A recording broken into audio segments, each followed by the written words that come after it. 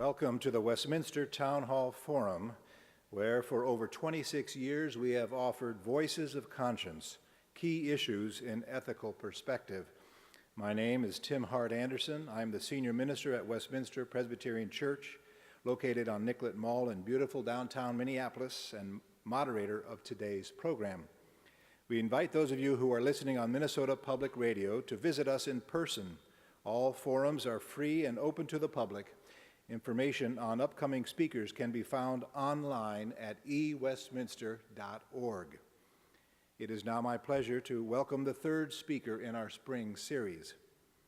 Bill McKibben is an author and environmentalist whose writings offer creative solutions to some of the most troubling issues of our day: overconsumption, diminishing resources, global warming, economic disparity, and the decline of communities. He's a former staff writer for The New Yorker and a frequent contributor to Harper's, The Atlantic Monthly, The New York Review of Books, and Sierra Magazine. Mr. McKibben lives in Vermont and is a visiting scholar in residence at the Department of Environmental Studies at Middlebury College.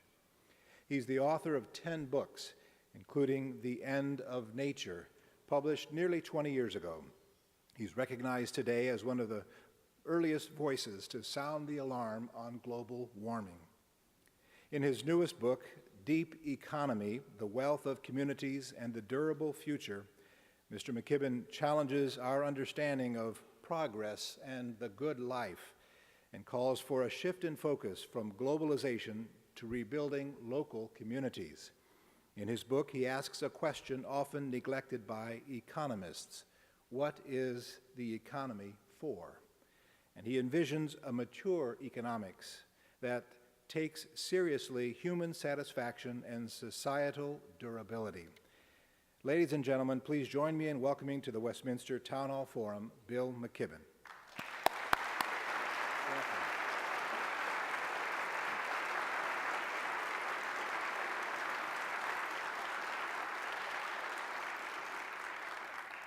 Well, thank you all. It is a great pleasure to be here. It's always a great pleasure to be in Minnesota, beacon of progress to the nation, and also to be in this gorgeous church. Now, I feel a little overawed in it. I'm a Methodist myself in sort of backwoods churches where I've spent my life, 4 or 5 of which would fit in this sanctuary nicely. And I've never risen very far in the Methodist hierarchy. Sunday school teacher's about as good as I've gotten, and you know that means you spend most of your time in church down in the basement with the felt board putting the apostles in correct order and things. And I think most Sunday school teachers suffer from a little bit of pulpit envy. So I may be up here a little while. You may have a hard time getting me out of this grand pose. You know, this new book of mine, Deep Economy, may in a sense be a few years ahead of its time. I have a little experience with that. The End of Nature, which came out in 1989, was the first book for a general audience about climate change. And it's really only now, about 18 years later, that the political system is finally beginning to really engage seriously with this most fundamental of issues, something I'll get to in a little while. But I hope it won't be quite as long before the topic of this book becomes common discourse in our politics and in our lives, because I think that the question that it raises is a pretty central and important one. And the question is whether or not the default assumption of our society and of our economy that more is better, and that economic growth is the obvious aim of all our institutions, whether or not that default assumption is as obvious as we sometimes think it is. If you have any doubts that that is the kind of underlying idea in our society, tune in almost any night to the newscast when the perfectly objective and neutral newscaster will nonetheless, when they reach the economic news, say something like, "Good news on the economic front today, the gross national product increased another 3%. They'll never say, "Bad news on the economic front today, housing starts are up 12% or something, even though almost everyone looking around them has some reason at some level to doubt whether another 12% increase in the number of homes on the landscape is an unalloyed blessing. Even the words we use to describe the economy underscore our incredible tenderness toward its condition. The economy sometimes is ailing. The economy has suffered a setback. In happier times, the economy is in recovery. We shower more tenderness on this abstract idea than we do really on the physical world, of which it's a subset, a physical world that we take most of the time more or less for granted. Why is that? Why that deep devotion to expansion and growth? Well, in part because in the past it's worked for us pretty well. It wasn't that long ago in American history that most Americans weren't particularly affluent, when our story had as much to do with privation as it did with prosperity. I've been reading my daughter, as I'm sure many of you have over the years, the sort of American texts, the Little House on the Prairie, Laura Ingalls Wilder books. And, they describe an America rich in family and rich in community, but quite poor in material things. Christmas comes, and perhaps there's a penny or a stick of candy or a rag doll. And it's easy to imagine why in that kind of world an increase in prosperity would have seemed like a great benefit, and indeed it was. And you can still feel that deeply when you travel to those many parts of the world that haven't undergone the sort of economic expansion that we have. One of the things that I write about in this book, Deep Economy, several times are my recent experiences in China, where I've gone to do some reporting for the National Geographic and other places. And I was remembering the other day a factory where I spent a few days, a shower curtain factory north of Beijing, a few hours. And, all the people working in that factory were really between the ages of 18 and 22. It was much like the college where I teach, Middlebury, except that instead of taking classes, people were making shower curtains. It was not a particularly Dickensian place, and for most of the people there, it obviously represented an advance over the great hardship of their rural life. I remember walking into the girls' dorms, and they were living 4 to a room in bunk beds, and most of the bunk beds had stuffed animals on them. So a little bit later, when I was making small talk with a young woman that I was interviewing, I asked her if she had a stuffed animal. The minute I asked the question, I knew it had been the wrong thing to say, because her eyes filled up with tears. Now, she was 19. She said, I like stuffed animals an awful lot, but I've never had one. Every penny I make has to go back home because we're trying to get my brother through school, and my parents are sick, and that's what I do here. Well, needless to say, before the day was out, she had the largest stuffed animal in that corner of China. She was delighted. So were all the other young people at that factory for her. It was very sweet to see. But it made me reflect on, my own daughter, who likes stuffed animals too rather a lot. But the biodiversity of beanie babies in her room sort of rivals that of the Peruvian Amazon. She's reached the point long since when one more represents very little. In the terms an economist would use, its marginal utility is small. The point of all of this is to say that where once we lived in Little House on the Prairie, now we live in Big House on the cul-de-sac. And as we've made that transition, the time has come to think more deeply and more clearly than we are about whether or not what we needed once is what we need still. Especially because there are 2 reasons, I think, to take seriously the idea that perhaps our current model isn't working the way that it should. The first and more obvious one is the ecological impact of this unabated expansion and growth, which is, by the way, intimately linked with the use of fossil fuels. Human economies only really began to grow in the early 18th century with the discovery of how to harness the power of coal. Until that time, the great economist Keynes once reckoned, for all of human history, it was possible that the kind of average standard of living had only doubled over all those thousands of years. But once we liberated that power of fossil fuel, we were off and running.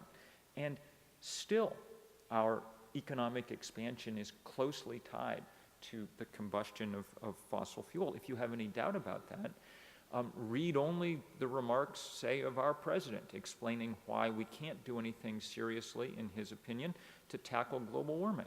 Because any restriction, as he says, on the use of coal and gas and oil would necessarily lead to a slowdown in economic growth. Global warming is the most serious problem that human civilization has yet faced. As I say, I wrote the first book about it a long time ago, so I've been following it for a long time. And I'm not going to belabor you today with all the kind of background and everything on climate change. If you haven't gotten it by this point, after Hurricane Katrina, after Al Gore's movie An Inconvenient Truth, after 2 decades of strong scientific background, then there may be some sort of ideological thing that is keeping you from getting it, and I'm unlikely to be able to remove it in the course of a few minutes today. Suffice it to say that what has changed in the last 20 years is only our understanding that this phenomenon is happening more speedily and more profoundly than we would have guessed 2 decades ago. So far, human beings have raised the temperature of the planet about 1 degree Fahrenheit. 20 years ago, we would have said that that would mark just the threshold of kind of observable global warming, and that larger effects were probably still another degree and another decade or 2 down the road. But it turns out that the early models underestimated how finely balanced the planet was and how easy it would be to start tipping it in remarkable ways. That may be most easily observable in the world's cryosphere, its frozen portions, all of which are melting, and some of which are melting in ways that have caused scientists long worried and even alarmed about these questions to begin to speak in almost panicked tones about them. Last year around this time, America's foremost climatologist, James Hansen of NASA, a federal employee, defied a gag order from the White House and gave a speech at the American Geophysical Union outlining his reasons for thinking that we were in worse trouble than we had earlier imagined. He said at that time that according to his modeling, we had about 10 years in order to reverse the flow of carbon into the atmosphere, to stop putting more in and start putting less in, or else, as he put it, we would live on a totally different planet. The best estimate now is that without remarkable change quickly, we will raise the temperature of this Earth an additional 5 degrees Fahrenheit in the course of this century. That's not the worst case scenario, that's the middle case scenario. That will make it warmer than it's been for a very, very long time, likely warmer than it's been since before the beginning of primate evolution.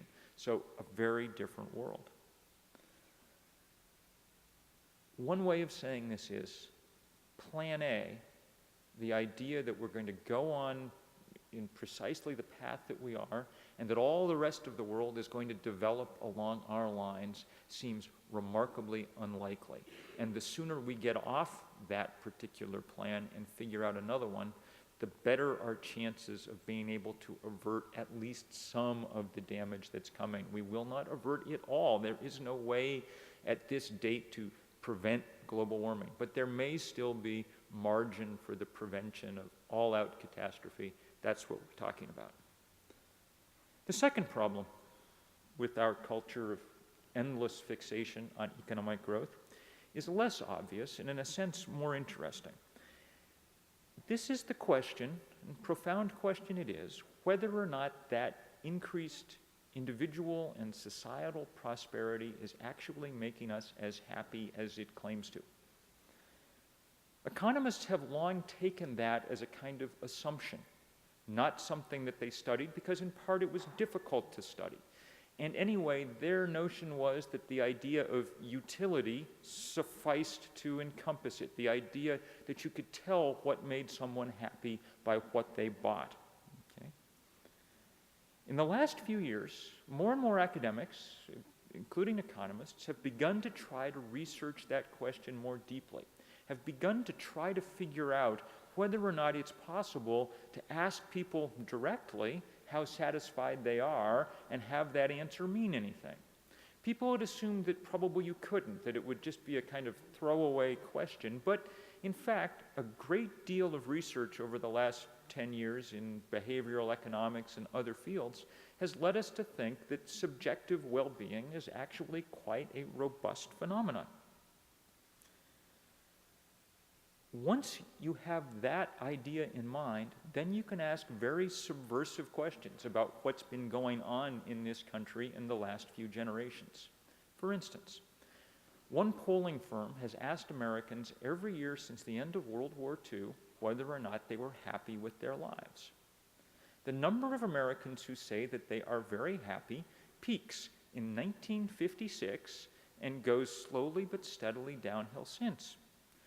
I find that annoying because I was born in 1960, so I missed whatever good time was underway.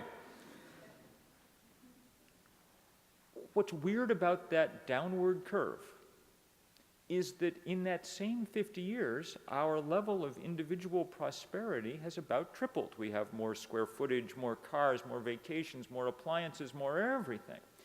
If the things that we think are true about the economy really were true, those curves should move in at least somewhat the same direction. That instead they diverge opens up very fascinating questions about what on earth is going on. And that to the degree that we can tell what's going on, the answer seems to be not merely that economic growth is not sufficing to make us happier, but that indeed there may be things inherent in some of that endless affluence that in fact are making us somewhat less happy. Most importantly, and this really jumps out from the data when you look at it, most importantly, Americans' sense of deep loss of social connection and community over that same period. Think about what happened in the beginning of the 1950s. As we entered this period of unprecedented prosperity and growth, we used an awful lot of that money, what? To move to the suburbs and to build bigger houses, and of course to acquire the first of the set of screens into which we've peered assiduously for the last 50 years. We made it mathematically less likely that in the course of a day we would run into other people, that we would have social interactions with those around us. And the results are quite interesting. On average, Americans have something like half as many close friends as they did 50 years ago. That's a pretty big drop in a pretty important indicator. And perhaps it turns out to be an indicator maybe even more important than the ones we're used to measuring, like GNP. This trend toward a kind of hyper-individualism that's the sort of centerpiece of our consumer society edges all the time ever closer to some combination of tragedy and farce. You may have seen 2 weeks ago in the newspaper an interesting story about how the new trend in upscale housing in this country is the construction of dual master bedrooms, because husbands and wives now find it difficult to sleep in the same room. Somebody snores or someone pulls off the blankets or whatever it is. We've gone about as far from Little House on the Prairie as it's possible to get. That hyper-individualism, which we've taken to be a sort of good thing, this real focus on each one of ourselves, may turn out to be, as every spiritual tradition that we know about suggests, not actually what we were built for. We may be more complicated than that. And if we are, if, in the immortal words of Bill Clinton, it's not the economy, stupid, that's the be-all and end-all of human enterprise, then we have some interesting thinking that we need to do. And quickly, since the ecological, the physical, chemical peril that we're in looms over us all the time, giving us less margin than we would like for a sort of long, slow rethinking of our problem. That's the bad news. The good news, I think, is that it seems to me at least possible that the solutions to these twin dilemmas lie in more or less the same direction. And that is in reorienting the trajectory of our economic life much more toward the local, to spend the coming century reeling in some of the supply lines that we spent the last century tossing out. The twin gifts of a more localized economy are that they use less energy and that they build more community. And you can begin to see that from any number of examples.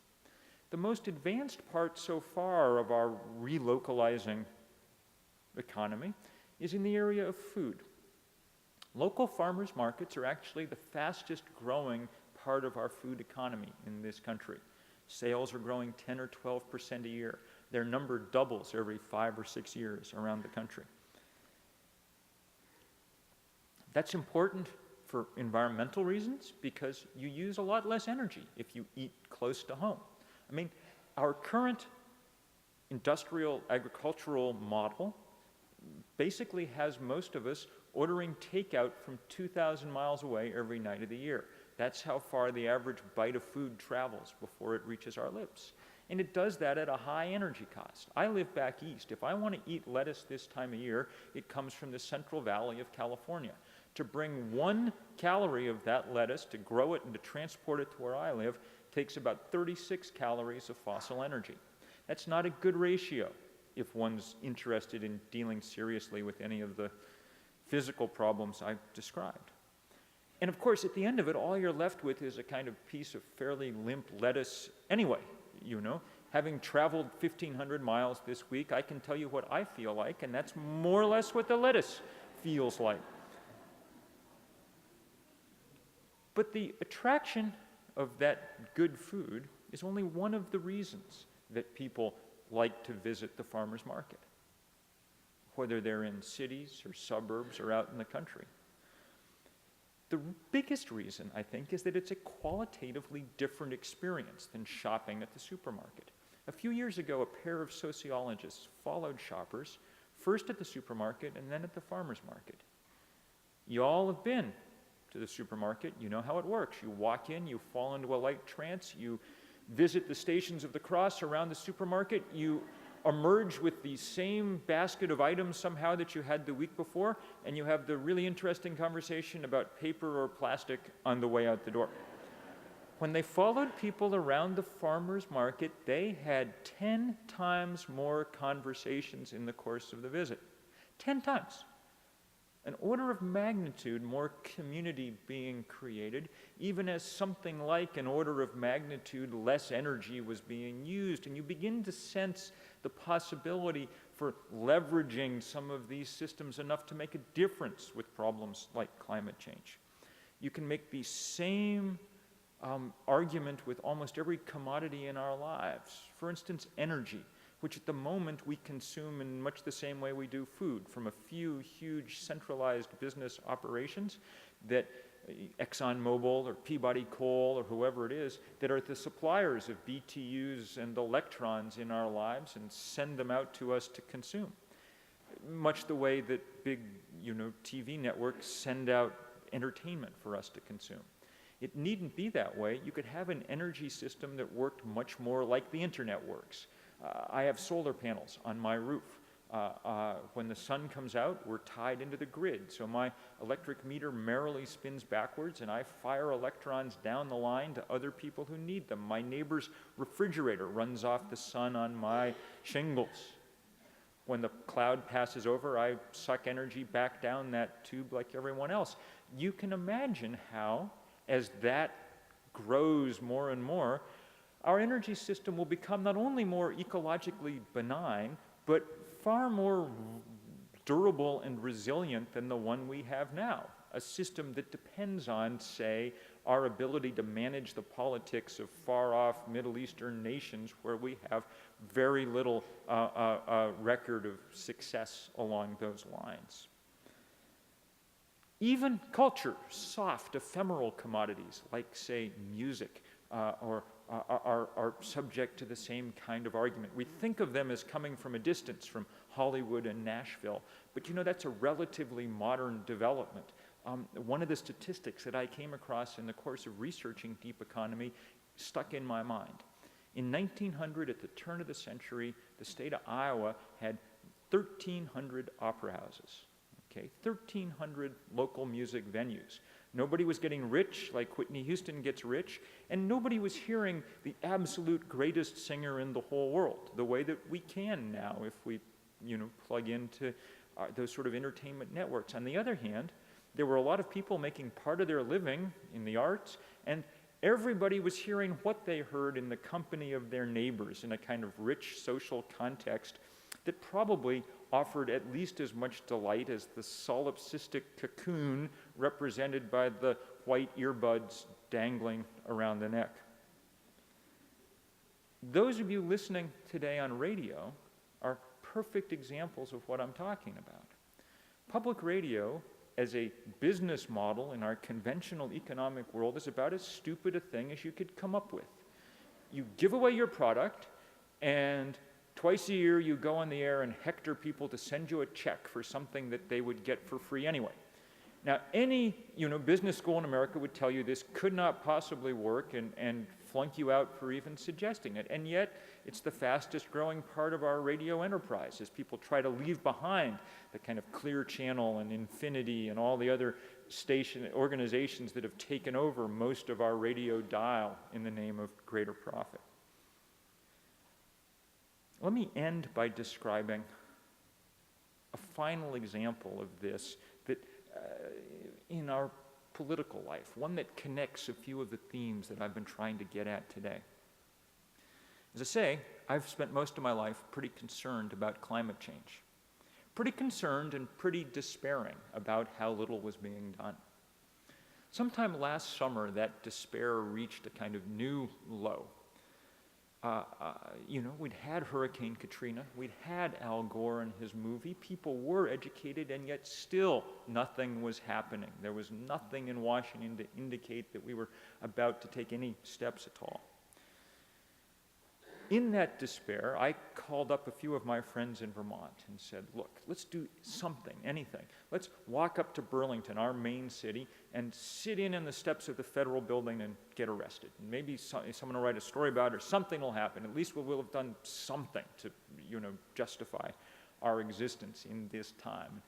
They're, being slightly crazy like me, they all said, okay, we'll go along. But one of them happily called up and asked the Burlington Police Department what would happen if we did this. And the Burlington Police Department said, well, nothing will happen.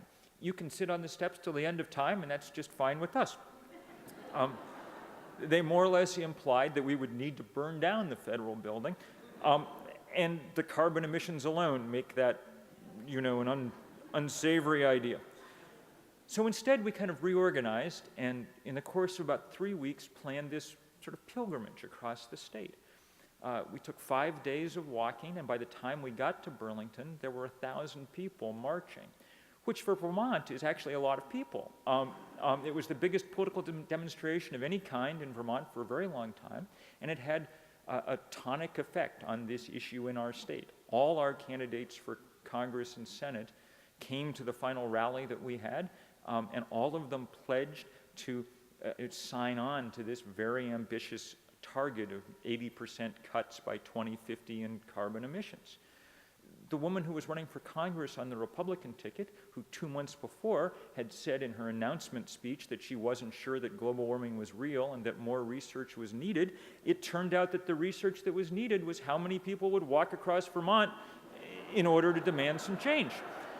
And,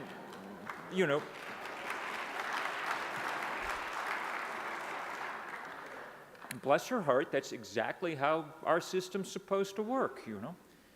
Well, the only depressing part was to wake up the next morning and read the newspaper and see in the story the fact that this was the largest demonstration about climate change that had yet taken place in the United States. Which seemed to me, in a sense, the kind of scales fell from my eyes, and I began to understand why so little progress had been made. We have all the kind of elements of a movement around this most crucial of human rights and environmental issues. We have the scientists and the economists and the engineers and the policy people, all the movement except the movement part, except people actually demanding change. So we decided to see this winter if we could replicate on a national scale some of that success. When I say we, I mean me and 6 students who had graduated from Middlebury College in the preceding 6 months. That was it, and we had no money and we had no organization, but we set up a website on January 10th. And it's called stepitup07.org. And we said to people, please, in your communities, organize rallies on April 14th in order to ask for this same 80% reduction from your congresspeople. We didn't know what to expect, but we hoped that if we worked really hard, we might be able to organize 100 of these rallies by the time April 14th rolled around, which would have been about 100 more than there had been before. As it turns out, no thanks to us, thanks to the deep desire of Americans to do something, all those people who had put in the new light bulb, and while they were doing it, sort of thought to themselves, this might not be solving the problem altogether, you know. People have responded in unbelievable ways. I had checked the website before I came in here. We're about to pass the 1,100 rally mark for April 14th.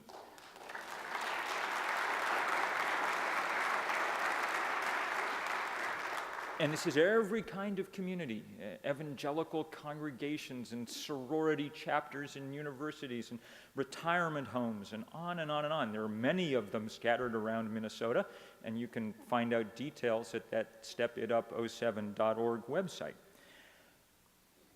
The point I want to make to sort of draw it back to this discussion of local economies is only this. When we were starting, a lot of people said, the way you do this is you have a march on Washington. That's how it's done, you know? We knew we couldn't do that. We lacked the skill and the money to organize such a thing. We didn't want hundreds of thousands of Americans coming across the continent spewing carbon behind them as they went.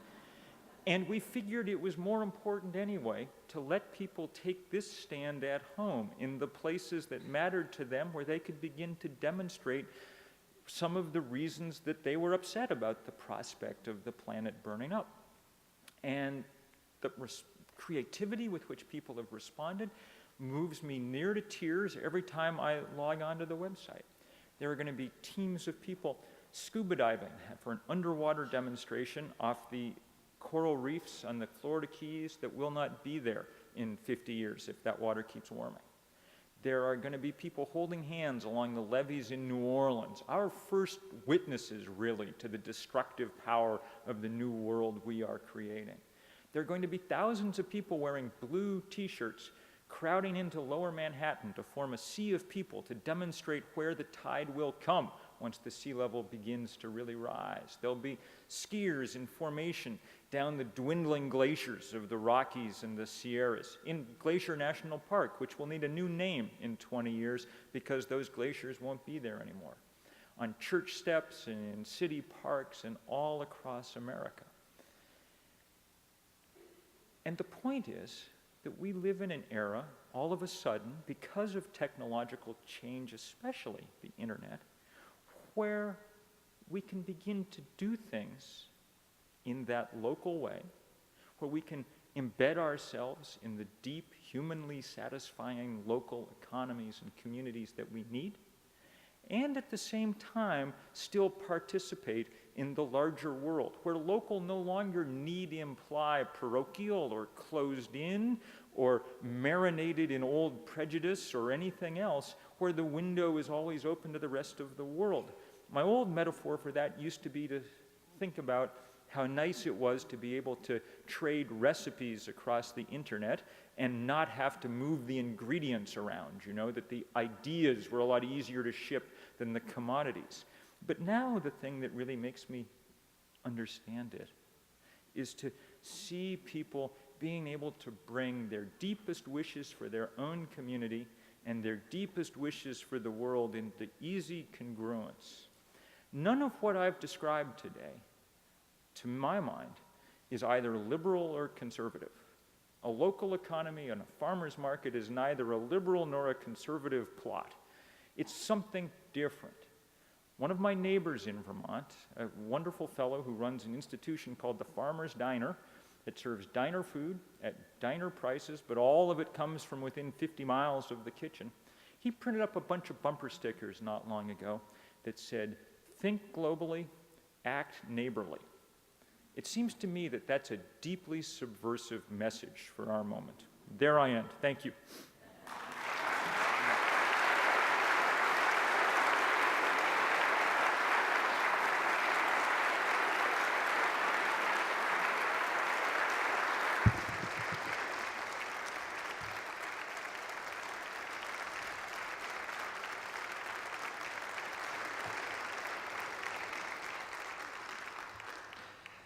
Thank you, Bill McKibben. You are listening to the Westminster Town Hall Forum, originating from Westminster Presbyterian Church on Nicollet Mall in downtown Minneapolis. I'm Tim Hart Anderson, Senior Minister at Westminster Church and the moderator of today's forum. Our speaker today is author and environmentalist Bill McKibben. While the ushers collect questions from the audience here at Westminster, I would like to thank our many supporters, especially today the Mortenson Company, the nation's leading builder of wind turbines, for making today's forum possible.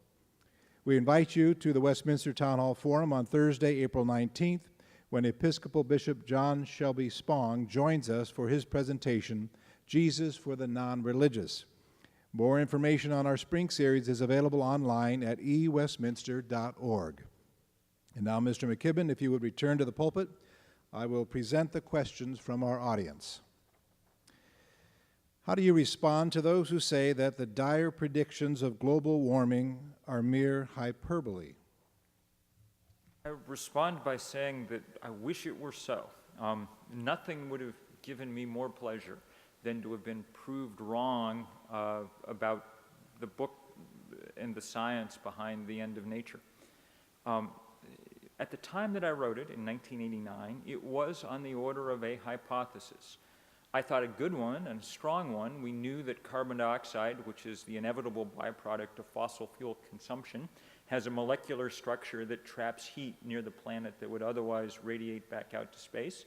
So it seemed logical, and indeed seemed to be happening, that that extra heat was accumulating in the atmosphere. On the other hand, it seemed emotionally counterintuitive that our species could have grown large enough to materially alter the most fundamental force on Earth, the climate. And so it was a very open question. Science went to work harder than it has ever gone to work on any similar problem.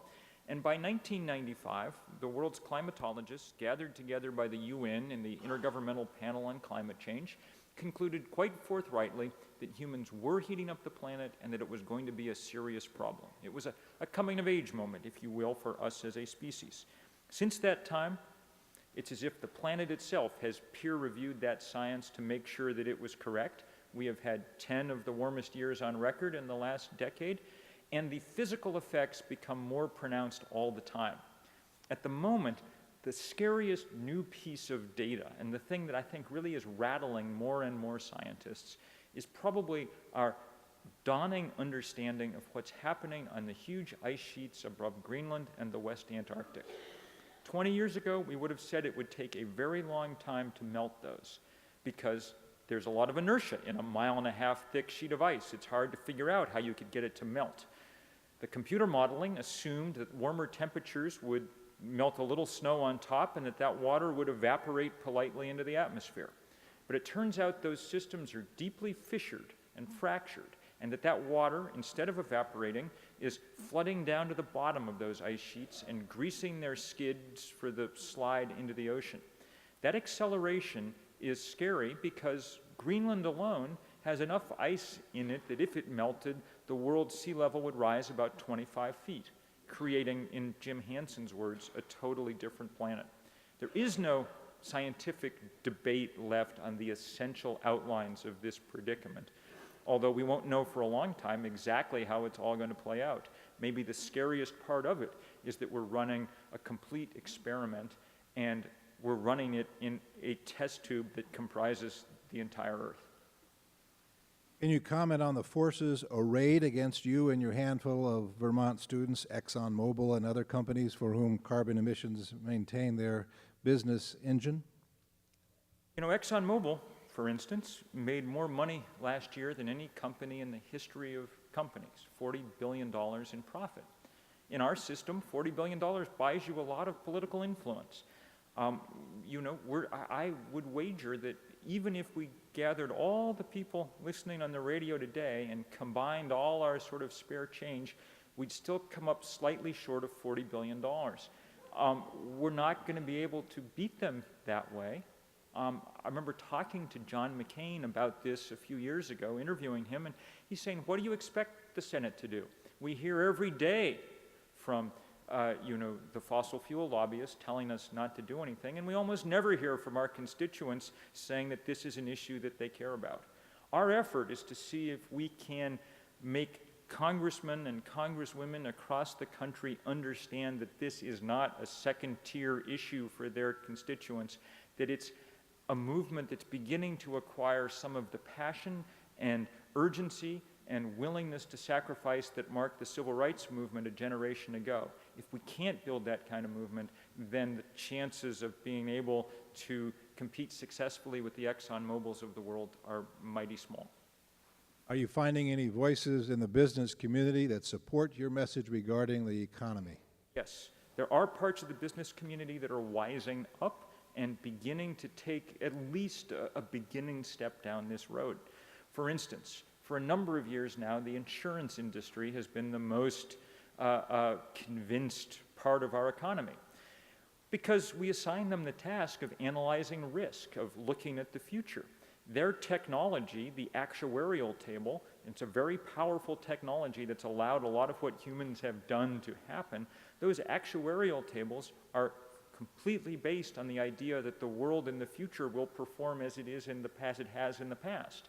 If you create a new world, then you can't underwrite it. No one has any experience with the world we're creating, which is why it's getting darn hard to get insurance if you live anywhere near the coast. That mood is spreading, especially in financial sectors of our economy. The real question is not if there's going to be a deal or not in the next 3 or 4 years. There is. The real question is, on what terms will that deal happen? Most of the business community would like it to be as gentle a deal as possible, with as slow and gradual a kind of phase-in of a new carbon-free economy as possible. If we had started 20 years ago, that would have been possible, and it would have made sense. We no longer have that luxury, which is why we're trying to set the bar where it needs to be. That 80% reduction target in the next 40 years, which implies 2% reduction a year, really, you know, through the lifetimes of all of us in this room, is as low as it can be set, and it may not be enough. We don't know, but at least it will send some kind of price signal through the economy. Several questions about trading off some of the benefits of the global economy and globalization with the structure of a local economy. Can you comment on that? Sure. You know, there are still many parts of the world where economic growth is, people live at a stage where economic growth is continuing to make their lives easier. And some of that has to continue in one form or another, which is why it's extremely important for us to learn how to back off somewhat, to start using less. And by using less, by the way, we don't mean going and living in a cave someplace, you know. Many people in this room and in this listening audience have been to Western Europe sometime in the last few years, to France, to Germany, to Italy. Because they've arranged their lives a little differently on this scale that runs from hyper-individualism on one end to community at the other, because they've been willing to, say, pay the taxes to build good mass transit systems, and then to take those buses and trains once they're there, because of that, the average Western European uses half as much energy as the average American. That's a very good thing. It's a very big number. It's bigger than we're going to get out of hydrogen or, ethanol or any of the other kind of miracle things that we talk about. And it's all because people have a slightly different set of expectations out of the world. One of the big questions, therefore, for the next few decades is whether China and India will develop more in an American direction or a European one. The math of global warming and of other environmental problems will be hard to do in either case, but it'll be impossible to do if they take our way of life as the ultimate goal. When you present your thoughts about changing the assumptions about more is better to your college students, what kind of response do you get? Are they cynical, or are they interested in challenging the prevailing economic model? Well, I may have a somewhat skewed perspective because Middlebury College, where I am, has emerged in recent years as perhaps the most environmentally active college in the country, and it's been very heartening to watch. But I think around the country, there's a burgeoning student movement around these issues, partly because students understand that they're going to live with the results of what we have done to their environment for a lot longer than the rest of us are going to have to. I find that extremely heartening. Now, of course, there are plenty of people at any college in America whose main goal is to get out and make a lot of money, and it's especially easy to understand why that might be when one sees the debt loads that people stagger away from higher education with. But there is more and more and more, I think, commitment to thinking interestingly about the future.